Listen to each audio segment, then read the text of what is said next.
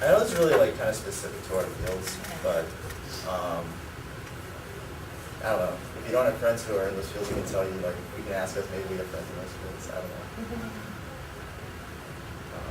Any general questions, or did you have experience in school, internship? Or if you want to ask specific things about our careers too, because you're in the same field, that's cool too. I'm going to ask a question if you don't have anything. Talk about your kids. Yeah, I know, my kids, so I have two over there, a big one, and a little one. But, I contribute something. Sure. That was a question. Absolutely. yeah. I'm a little bit similar. I think my background, or not my background, but history is sort of job market, a little similar to what you're going through now. I graduated school in '91, also a terrible recession going on then. It wasn't like you could just, jobs falling out of the sky. Plus, I graduated in economics and go to a master's degree, really do something with that, or public policy, and I wasn't really interested. So I would say that for any of you who have something that you want to do, which is different, it might not be in your career field at all. Maybe you want to go teach English in Vietnam. Maybe you want to backpack around Europe. Do it now.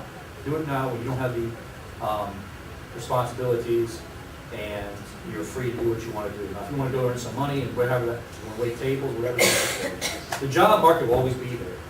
And I will say that whatever job you do, whatever experience you have, you can always build on it to a future job. I've worked in restaurants, waited on tables. I worked in the coffee shop in the college I was at, the university I was at. I worked in the Office of International Exchange with international students. And then I went over to overseas. I taught English in Czechoslovakia for a year. And all of that contributed something. Being a waiter, I learned how to work with people. You know, people come in, they're nasty to you. You learn how to deal with that and not take it personally. Work in the coffee room, anybody who works in an office here. What's the number one bane of office existence? The copy machine. Right? I learned how to unjam copy machines and work with copy machines. I worked in the Office of International Exchange. I met all kinds of interesting people. I got to learn about other countries. It kind of forged my desire to go overseas. And when I was overseas and I worked overseas, I learned how to, really be dropped into it. Probably anyone spoke English in town I was at. I learned how to make friends. I picked up a new language. How to travel. It was very interesting. Learned how people do things differently, how to think differently. Got to see some really interesting changes. When I went over there, it literally went from the 1950s into the 1990s. I went there in '92. And when I got there, like, to make a phone call overseas, Czechoslovakia, you had to go to the post office. And you have to go through all these different things, and it's like MASH. Everyone watch MASH, like you have to contact this person, or that person, it's all staticky and everything, and then you drop the line. And then by the time the end of the year, they were using, almost like using cell phones and stuff. It was just amazing to see the changes over there.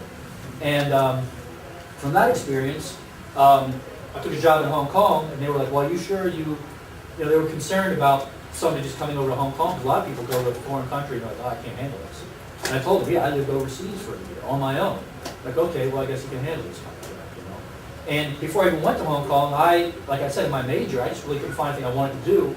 So I took some time, I studied some things. At that time, Novell Networking was coming up. I studied Novell Networking. I got into a job selling those systems. And from that, I got into a job in analyzing those systems and doing market reports in Hong Kong.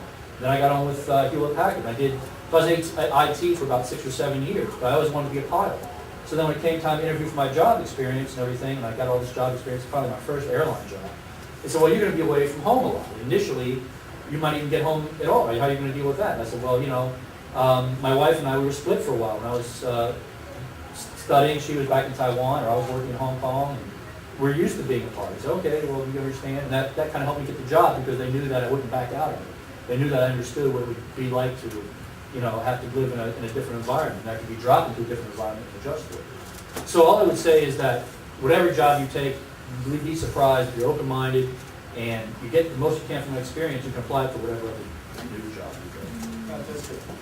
So, yeah, go ahead. Well, I just said to that extent, like, actually, you should explicitly think about your past experience and what you can say about it. Like, because these are all lessons you kind of maybe think about in retrospect, but in an interview, because the recruiter just looks at your resume, they're literally just going to ask you about the things there, and they're trying to bridge a connection between, like, what the stuff is on paper and what you've actually learned there, or what your challenges were there, how you dealt with them. So to prepare for an interview, you should literally go through everything you've done in the past and think about, like the extreme ends of what you might be asked about that. Like what was hard about it, what you learned, what you want now that you've gone through that, blah, blah, blah, all that stuff. So explicitly think through all that, and that will help you. Just ditto what this is too, it's like, just do something. I mean, don't, a lot of times I hear, people kind of, because the job market is tough, and sit at home trying to think about what they want to do. Now it's equate, like finding a job like finding a boyfriend or girlfriend, right? If you were going to find a girlfriend, you don't sit there and think about it, right? You actually do something, right? Go out and date, right? I mean, most people don't, okay, right? Because you don't know who you like or who you won't like unless you start dating, right? But then the same thing with the job, right? A lot of times I hear, like I said, kids or people a lot of times sit there and try to find out what they should be doing, right? But I'm saying go out there, do something, like, per se, do anything could add to your experience. If you kind of find a paying job, work for free, I mean, it just adds to your life and it just, be bold, who knows what you want to do. And I started off thinking that I want to be a pharmacist. But then I started doing more of and then I started working in bakeries and in the office, and I realized that I like talking with people. Not that but then I realized that, hey, I don't mind dealing with really, really difficult people. I don't mind dealing with numbers and all that stuff. But then if I didn't do that, if I wasn't selling bread and Chef-Key, I didn't know that. I didn't like pharmacy. Right? I remember you actually worked as a dental assistant. Yes, yeah. And you helped clean my teeth. Is that right? Yeah. So, I was just gonna say to that extent, I think a lot of people talk about, it's like, oh, go find your passion, go do that. It's like, and my friend and I had this talk, right? But it's like we realized that because we're hung up on this like finding our passion thing, that you like kind of start something, and you're like, is this my passion? And you're like, nah. And then you like move on to the next thing. So you never actually find passion, and you shouldn't think about like this is what you're gonna be doing for the rest of your life. Especially now, I think there's this weird generational shift where right now. People in their 20s switch jobs a lot. I think there was like an article in the New York Times about it just like 5 days ago. And so you should just think about like what you want to do like right now for like the next year or two, or like what you can stand to do for the next year or two. And I think that's good enough. You don't have to worry about like finding what you want to do for the rest of your life. So that leads up to the good point of my starting point of my summary here. So my advice would be number one, develop adaptability. So it's the same thing as we all just heard from Chris, from Lisa, from Chris. Two Chris's here. Yeah. So, what you can do today, what you know today, 10 years from now might be obsolete. So the job you're working today might not be as valuable 10 years from now.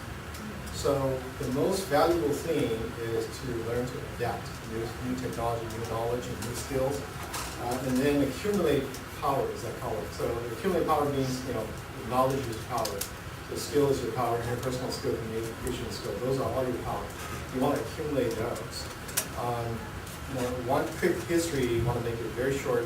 My freshman year, major in chemistry, and then I switched to civil engineering. My graduate school is mechanical engineering. I will work as a structural analyst for the first 5 years. And then look at what I'm doing today. I'm a project manager for a software consulting business. Right? So it's the 30 years past, I'm doing a totally different thing. It has nothing to do with civil engineering. I even got a California license, professional civil engineering license. I never used it one day. So be flexible, learn to be able to adapt to new things. The other thing I would recommend is, in your first job, just grab every opportunity you can grab, any training opportunity. So I had an experience in my first job. It's a course of talk about computer-aided design for mechanical engineering.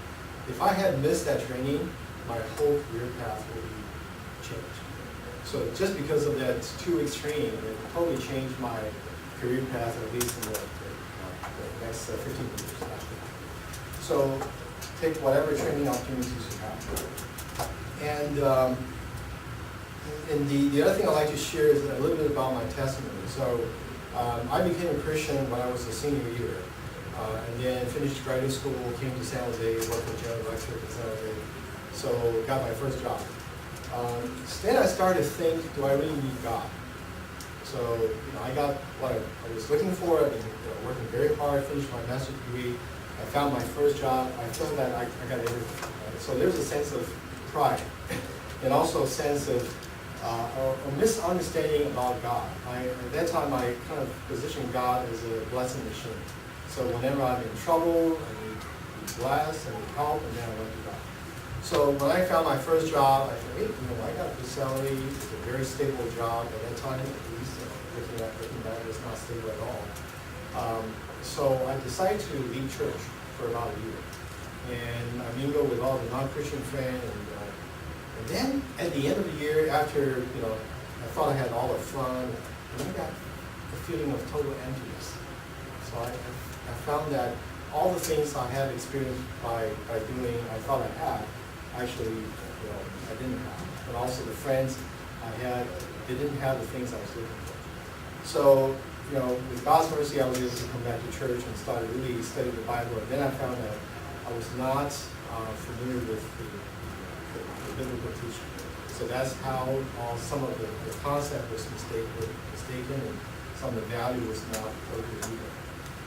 And after I came back to church, and then I started to ask, okay, so now I'm working on the first job, then I went on to the second job, so what's next? It's just day after day doing job, and what's the purpose of my life? So I started to think about that. A couple of verses was helpful to me at that time, like in the Ecclesiastes chapter 1, verse 9 said, what has been will be again. What has been done will be done again. There's nothing new under the sun. So I think the thing I started to realize that we're very normal, we're very common, and just go through history like all people, our ancestors have gone through.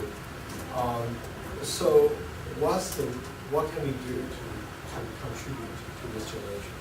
So I thought about that question, and then I think, what make a difference? I want to make some difference in this society.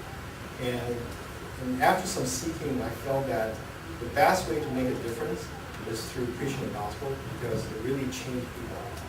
So at that time, I started commit myself to serve in the church community and focus on building a Christian family and helping others to build Christian families.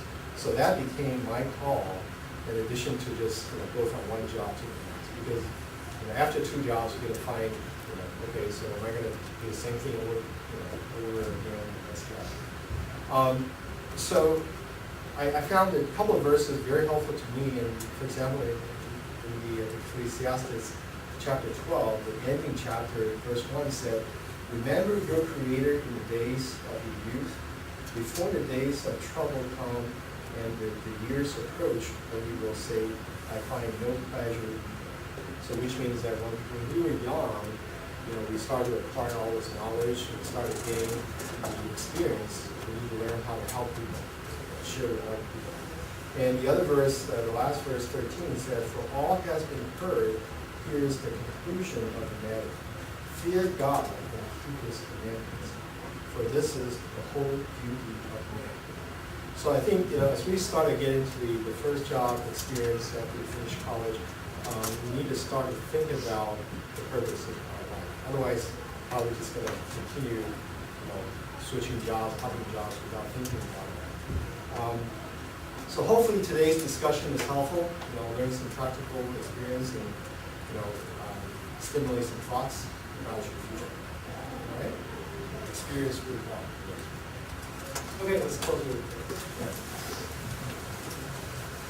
Lord, we thank you for all the blessings you gave us. We just pray sincerely that we help us continue to our families and years, learn from your words, understand what's the true value and the true purpose of our lives. Be thankful that we can hear some experience sharing today, and learn how to make a living on this earth, and also we need to think about what we do to make a difference in society, helping others, preaching gospels, and sharing the good news. We pray for this coming week, please you guide us for our daily devotion time with you, and give us your words, help us to keep the mind straight, and behave as things that we do in our lives. We just pray that we continue to give us words, and everywhere.